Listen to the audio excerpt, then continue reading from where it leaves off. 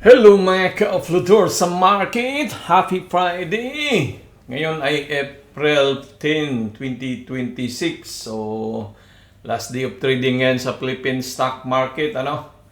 So, kung bago ka pa lang, huwag kalimutan, pakipindot ang subscribe at saka bell button. Pakisuyo na lang. Libre naman yan, walang bayad.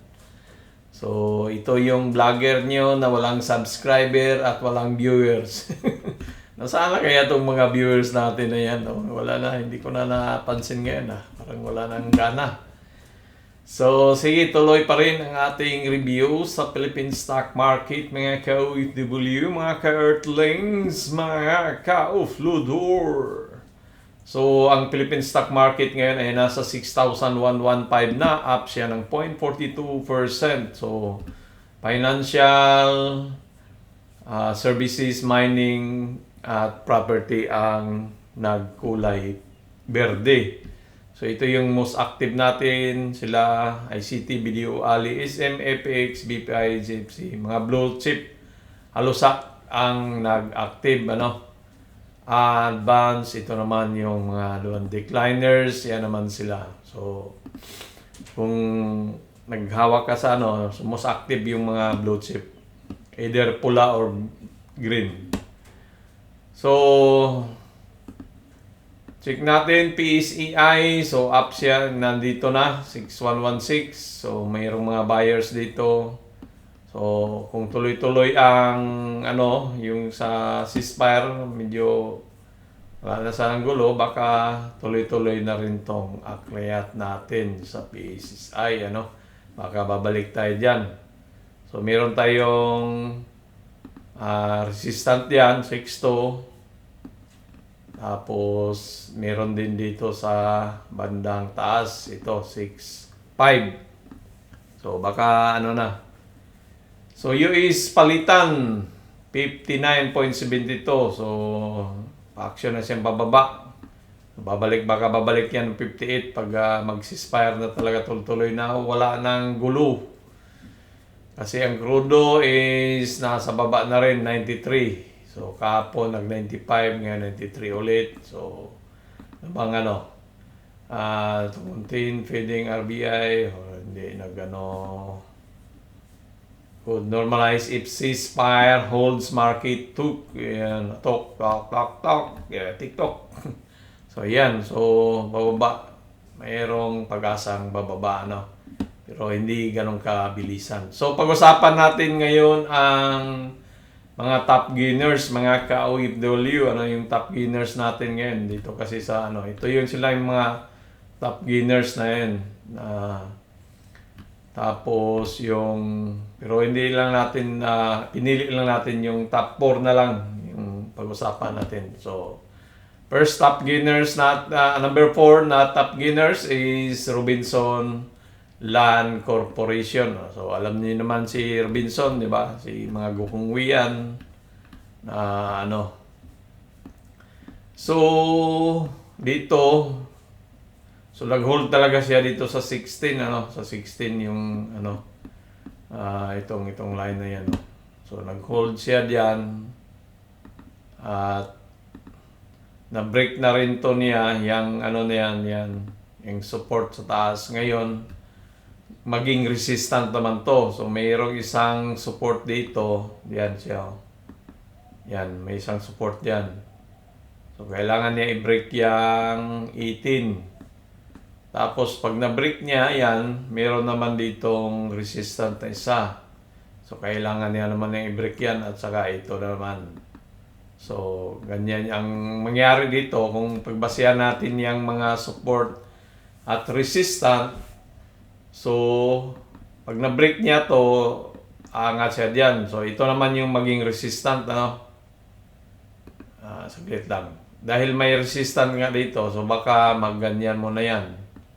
Tapos mag-pull back dahil dito may itong isa yung 17.8 maging support na yan. So mag-hold siya dapat diyan kasi kung hindi dito siya mag-hold sa 17. So assuming na dito siya mag-hold, didiretso siya dito sa 18 dahil may resistant, mag-pull back naman yan siya at itong 80 naman maging support natin. So ganoon lang yan, pag above na yung nasa taas na yung presyo sa isang resistant, pagbalik niya maging support na yung resistant, ano? So ito naging support na siya, dating resistant. Ito naman yung resistant ngayon, tapos kung ma-break niya yan, aakyat na dito, so ito maging support naman siya. Ito naman yung panibago mong resistant. So mangyari, mag-pullback dahil may resistant nga, mag-pullback ulit, pababa. So maging support naman to. Pagdating dito sa support, maging pump pataas na naman kasi may mga mag-resist nga diyan o may support. So may pipigil sa niya na mahulog siya, ano. So kung malakas 'yun, talagang babalik 'yun, ba-bounce back. So pwedeng ba-break na lang ito niya at aangat siya diyan, ano. So ganun yung pag ng support at resistant. So si RLC, ang target price ng mga broker natin is nasa 22, 20k video, Metro is 22. Si TradingView is 22 din. So maaring ma-hit natin yung 22 diyan. So kay video lang muna tayo, 20 na target price. Ito na yata ito ba yung pinakamataas kay RLC? Hindi, mayroon palang mga dito, marami. So matagal na pala to siyang nasa baba, si RLC. So ano bang ginawa niya? Tingnan natin kung anong ginawa niyang. So meron siyang ginawang trend line na parang na-break na niya eh. Ito, yan, na-break na yan eh. So tingnan natin sa taas kung meron bang. Dalhin natin to dito. Yan. So pwede dyan. Yan. So pwede yang maging trend line mo sa taas. So galing lang yan dito. Yan, nagbuo natin na trend line. Na-break na kasi niya to. So pwede natin yung pattern na yan, yung trend line, dalhin natin dito natin. Although wala pa dito, pero dinala natin siya sa taas. Itong highest point yan, base sa trend line na to, no? So para makabuo tayo ng trend line niya sa taas. So ito ay so ito yung sa bottom naman, ito yung trend line muna. Diyan muna tayo sa bottom. So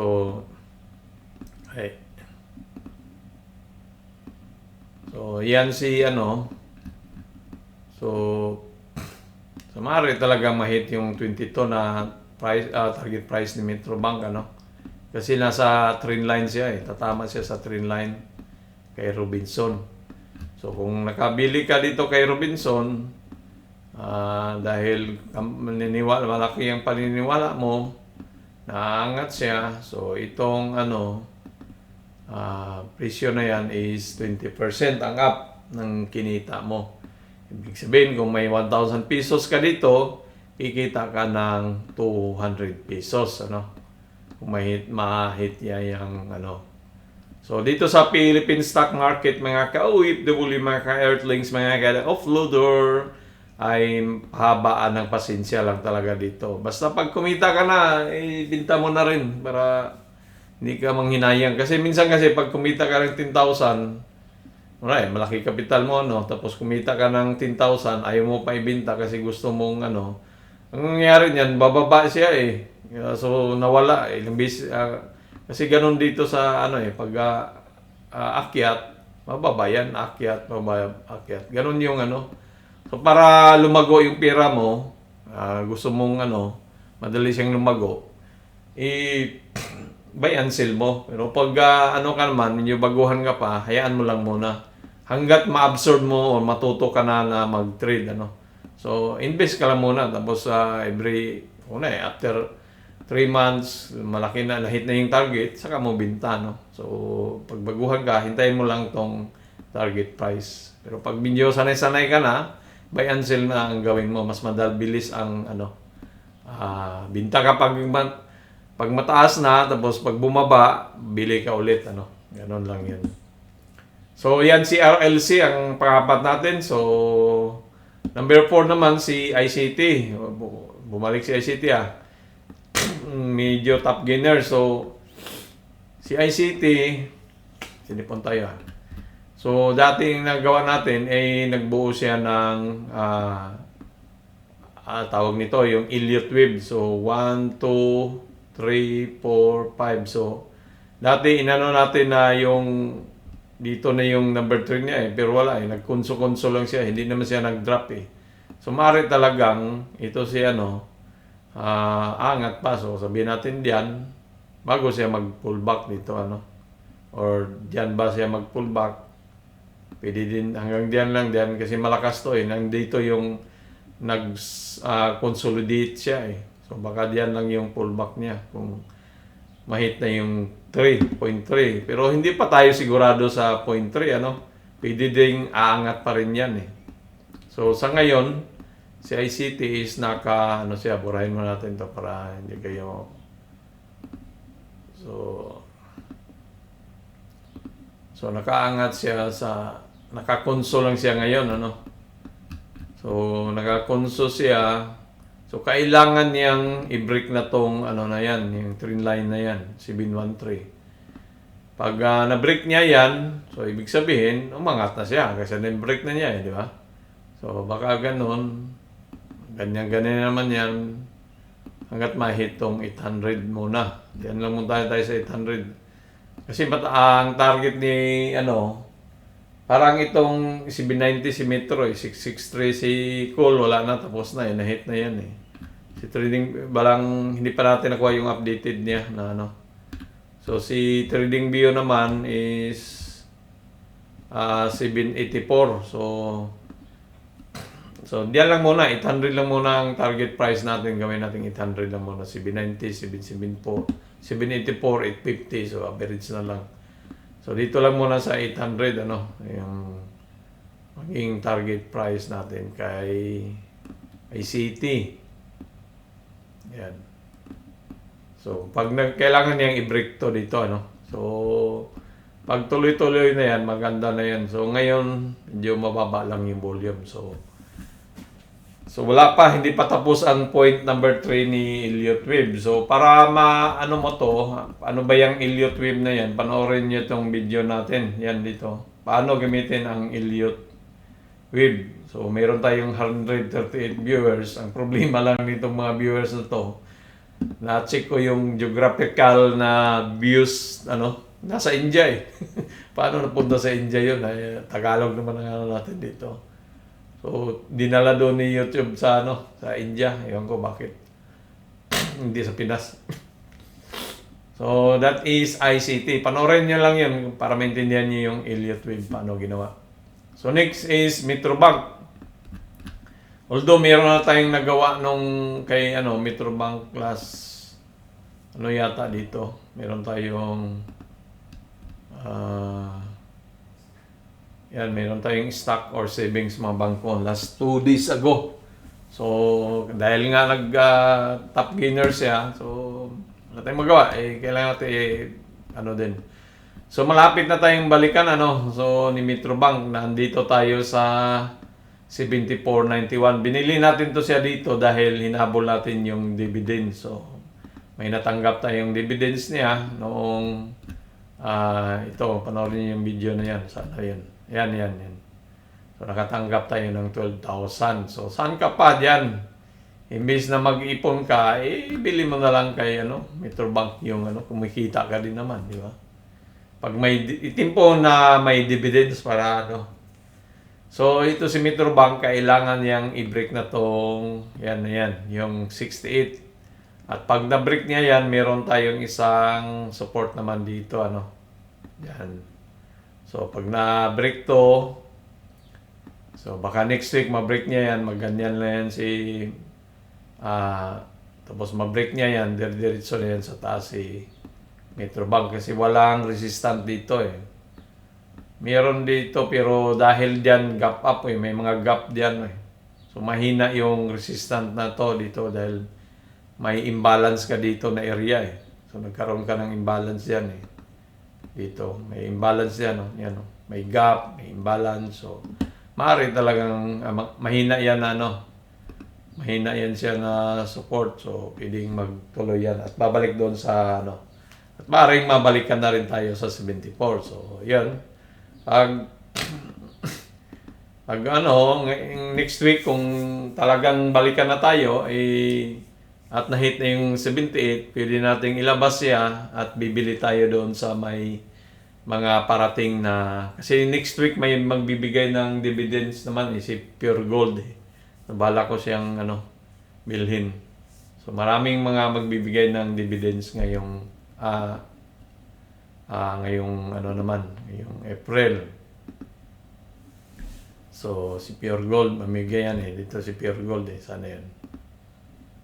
Yan mamigay siya dito ngayong 16 ang X, so dapat 15 mabili ko na may labas ko na to si Metrobank na kumita tayo. Pero pag hindi pa binalikan, hindi tayo binalikan or mataas pa, hindi natin ibenta. At least dapat kahit piso man lang natubo, maging 73 man lang yan, pwede yun, okay yun. Kasi may 3,000 naman tayo na share, so kikita ka rin ng 4,000 dyan almost sa Metrobank.